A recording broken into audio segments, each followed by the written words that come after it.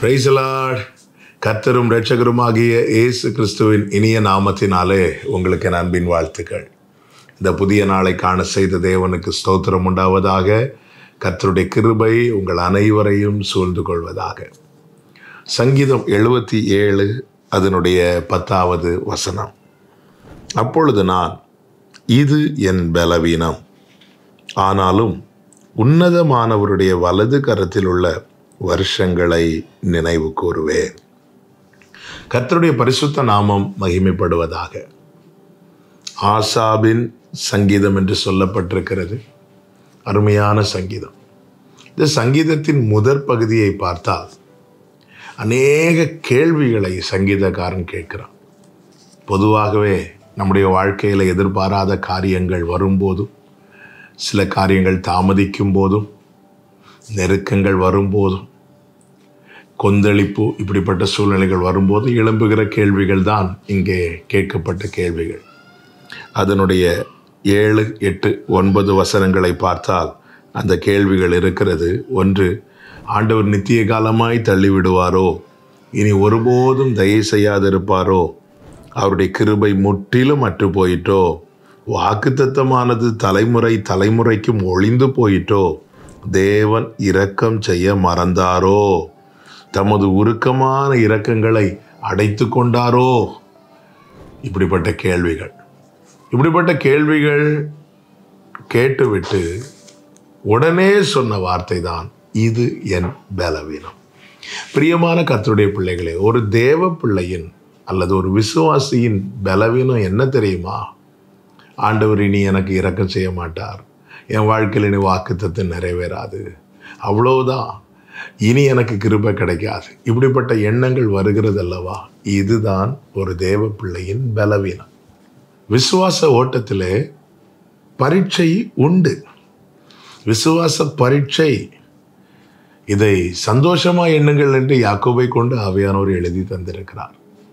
அவருடைய நினைவுகளுக்கும் நம்முடைய நினைவுகளுக்கும் அநேக வித்தியாசங்கள் உண்டு. பூமிக்கு வானம் எப்படி உயரமாக இருக்கிறதோ அப்படி நம்மை குறித்த அவருடைய நினைவுகளும் அவருடைய வழிகளும் இருக்கிறது. நாம் நினைத்ததற்கு மாறாய் நடக்கும்போது, நாம் எதிர்பார்ப்பதற்கு மாறாய் நிகழும்போது நமக்குள்ளே எழும்புகிற இப்படிப்பட்ட கேள்விகள், ஆண்டவர் இரக்கம் செய்ய மறந்தாரோ? இதை செய்வேன் அதை செய்வேன் வாக்கு தந்தாரே, அந்த வாக்கு தத்தெல்லாம் ஒளிந்து போயிட்டோ? இப்படிப்பட்ட எண்ணங்கள் வரும்போது ஒரு தேவ பிள்ளை என்ன புரிந்து கொள்ள வேண்டுமானால், இது என் பலவீனம். என் பலவீனத்தை நான் புரிந்து கொண்டால் மட்டுமே நான் அவரிடத்திலிருந்து, அவர் சமூகத்திலிருந்து பலப்பட முடியும். இங்கே ஆசாப் அதுதான் சொல்லுகிறார், இது என் பலவீனம் சொல்லிவிட்டு அடுத்த வார்த்தையை சொல்லுகிறார், ஆனாலும் உன்னதமானவருடைய வலது கரத்தில் உள்ள வருஷங்களை நினைவு கூறுவேன். இப்போ இந்த பலவீனத்தை எப்படி மேற்கொள்ள வேண்டுமானால், அவர் கரத்தில் உள்ள வருஷங்கள், நம்முடைய காலங்கள் எல்லாம் அவருடைய கரத்தில் இருக்கிறது. அதன் அர்த்தம் என்ன? நாம் இப்போதைய சூழ்நிலை தான் பார்த்து கொண்டிருக்கிறோம். நம்முடைய கண்கள் எதை பார்க்கிறது? இப்போ என்ன நடந்து கொண்டிருக்கிறதோ அதை பார்க்கிறது. நம்முடைய காலங்கள் எல்லாம் அவர் கரத்தில் இருக்கிறது என்றால் நம்முடைய ஃபுல் லைஃபையும் அவர் பார்க்கிறார். ஆல்ரெடி பார்த்துட்டார். அவருக்கு தெரியும் எங்கே பிரச்சனை இருக்குது, எங்கே பிரச்சனை இல்லை, இந்த பிரச்சனை எப்படி சால்வ் ஆகும், இதை எப்படி சால்வ் ஆக்கணும், இதிலிருந்து நம்ம எப்படி வெளியே கொண்டு வர வேண்டும், எல்லாமே அவர் பார்த்து விட்டார். நம்முடைய A to Z அவர் பார்த்து விட்டார். அவர் அல்பாவும் ஓமேகாவுமா இருக்கிறேன் என்று சொல்லுகிறார் என்றால், நம்முடைய ஆரம்பத்தையும் நம்முடைய முடிவையும் அவர் ஏற்கனவே அறிந்திருக்கிறார். அவர் செயல்படுவார். நம்முடைய வாழ்க்கையிலே கர்த்தர் கிரியை செய்வார். எனவே தான் அடுத்த வசனத்திலே சொல்லுகிறார், கர்த்தருடைய செயல்களை நினைவு கூறுவேன். இப்படி ஒரு பிரச்சனை வந்தா அவர் என்ன செய்வார் அதை நான் நினைப்பேன். அதை எப்படி நினைப்பேன்னா, அடுத்த வசனத்தில் இருக்கு, உம்முடைய பூர்வ காலத்து அதிசயங்களையே நினைவு கூறுவேன். அதாவது என் முற்பிதாக்களுக்கு, எனக்கு முன்னாக விசுவாச ஓட்டத்தில் ஓடினவர்கள் சந்தித்த பிரச்சனைகளிலே அவர்களுக்கு தேவன் என்னென்ன செய்தார். இந்த வேதத்தில் அப்படித்தானங்க எழுதி கொடுக்கப்பட்டிருக்கிறது. ஆபிரகாம் முதல் ஒவ்வொருடைய வாழ்க்கையில் காத்திருக்கிற காலங்கள் இருந்தது, பிரச்சனைகளை சந்தித்த காலங்கள் இருந்தது, எத்தனை போராட்டங்களை சந்தித்தார்கள். ஒவ்வொன்றிலும் இருந்து கர்த்தர் அவர்களை விடுவித்தது, தப்புவித்தது, கனப்படுத்தினது, மேன்மைப்படுத்தினது. அதுதான் அவருடைய செயல்களை நான் நினைப்பேன்.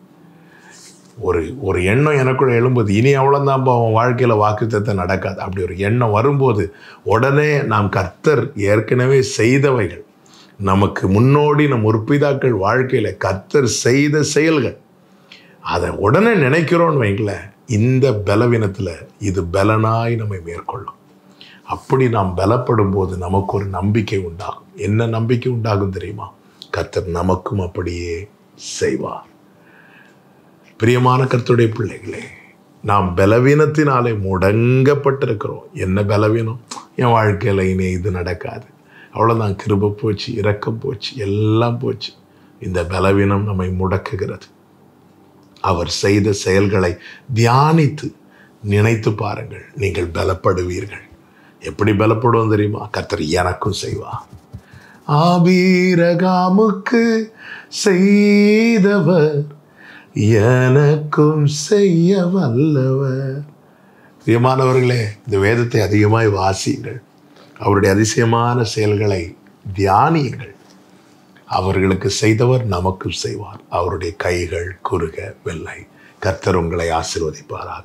நல்ல தகப்பனே, எங்கள் பலவீனத்திலே உம்முடைய பலன் பூரணமாய் விளங்கும்படி நீர் எங்கள் முற்பிதாக்களுக்கு செய்த அதிசயமான கிரியைகள் எல்லாம் உடைய கிருபையாயிர மகிமையான இந்த வேதத்தில் எழுதி தந்திருக்கிற அன்புக்காய் நன்றி. இவைகளை தியானித்து நாங்கள் பலப்பட உம்முடைய அதிசயமான கிரியைகள் எங்கள் வாழ்க்கையிலே விளங்குவதும் வெளிப்படுவதையும் நாங்கள் ருசித்து அனுபவிக்க கிருபை தார். ஒவ்வொருவரையும் ஆசீர்வதியும். இயேசுவின் நாமத்தில் பிதாவே, ஆமென்.